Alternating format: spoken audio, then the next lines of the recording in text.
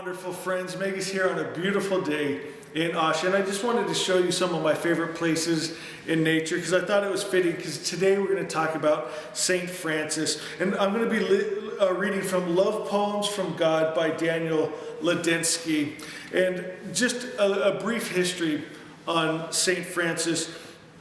When he was born into wealth and privilege, and during that time there were the songs of the troubadours, and he was highly influenced by them, and it made him want to have a military career. And I could relate with that because in our day and age, I was influenced by TV and movies that romanticized war and fighting. I used to smoke because the commercials and the movies that had the men that I wanted to be like smoked and fought and drank, and it's easy to get caught up on that. And even St. Francis got caught up in the lie of it. And my friends, the dark system can use things like that to influence the young. So it's so important that we teach our children what it really means to be a man, and not have to learn the hard way like many of us had. And it got me thinking too about my wonderful women followers here at the Order of the Magi.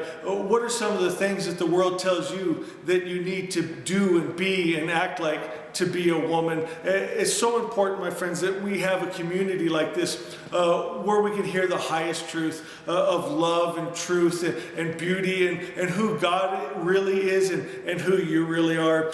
St. Francis, he went to war, and his first battle, he got captured. He was held for a year, and when he was returned home, he was very ill. Took him quite a while to recover, but when he did recover, he still had a lot of fight in him, and he decided to go fight for the Pope in the crusades, and he ended up in the Middle East, and it was said that he actually met up with Rumi's mentor, Sham, which I thought was beautiful. I'd never heard that before until I found this book here, and he started having visions, and Spirit was showing him that hate and war and violence was not the path for him. So he returned home with a hunger and a fire for serving God, and he started to embody love itself. And it was said that one of the greatest moments of his life was he kissed a leper, and he said he was baptized in joy because he was set free from fear. When you think of St. Francis, you'll probably think of like the figurines that you'll see in a garden of a man in a robe with the animals all around him. And on St. Francis Day, they would bring the animals to him to be blessed. And a lot of his poetry really resonates with me because, one, it talks about nature and love. And my friends, it doesn't get more beautiful than that. So I want to read you just a few of his poems that are just my absolute favorite. And the sacraments I love here. Listen, it says, I once spoke to my friend, an old squirrel, about the sacraments, and he got so excited, and he ran into a hollow in his tree, and he came back holding some acorns, an owl feather, and a ribbon that he had found.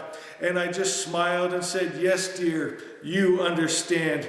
Everything imparts His grace. It was easy to love God in all that was beautiful. The lessons of deeper knowledge, though, instructed me to embrace God in all things. This one's called He Asked for Charity. God came to my house and asked for charity, and I fell on my knees and cried, Beloved, what may I give? Just love, he said, just love. This one's called When I Returned from Rome. A bird took flight, and a flower in a field whistled at me as I passed. I drank from a stream of clear water, and at night the sky untied her hair, and I fell asleep clutching a tress of God's. When I returned from Rome, all said, Tell us the great news. And with great excitement I did.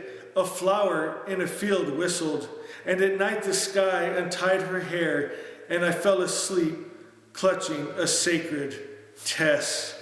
Oh, they're so beautiful. These words, you can feel the love, you can feel that oneness with God, and you can feel that you can never be separated from God from good, that we are all one. So beautiful. If you guys enjoy these, I'd love to do more of them. I wanted to share with you, I made a video yesterday and I kind of threw a little temper tantrum and I erased it because no one was liking it.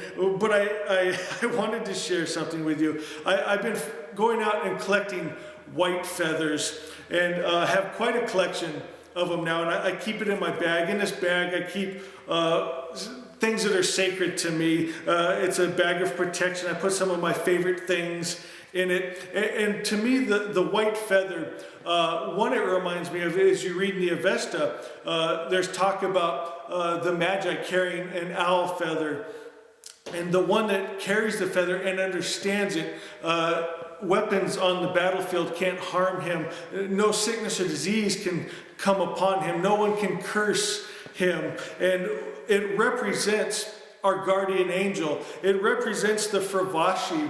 It represents the Magi that were before, that are present, and that are to come. It represents Zarathustra himself and all that it means. And when you carry this feather, it's a reminder of our Fravashi, our divine spark, that we come from good spirit and that we're made of good spirit. And my friends, God, he can't be harmed. He can't be killed because he's divine life. Sickness and disease cannot come upon him because he is divine health. Darkness cannot come upon him because he is divine light. And my friends, in truth, that's who we are. And so these are beautiful reminders that we can carry with us. Of course, I love the smell of this bag. I have all my favorite herbs in there. Of course, frankincense and myrrh and all it brings up. And yesterday, I just had one of those perfect moments. Do you ever get those where you just feel so connected to spirit? And I had just the right blend of frankincense and myrrh and gardenias. And it was just, I can't even describe it. There was a warmth inside of me, and then the way the light was coming through the windows, and I was reading from our holy text, Asha, and it was ecstatic. And so that's what got me thinking about these love poems, and I hope you're enjoying them, my friends. You guys are my love. I feel your guys' love and prayers towards me, and that's why I do this every day, and I hope that you're receiving the same. Guys, I love you so much. You are a blessing, and I look forward to this time every day. Please go to the comments if you want to hear more. You know me, I've done up to 5 videos a day. I don't mind doing them, as long as you're there enough for me. If you want more today, go to the comments and let me know. Guys, I love you. We'll see you next time.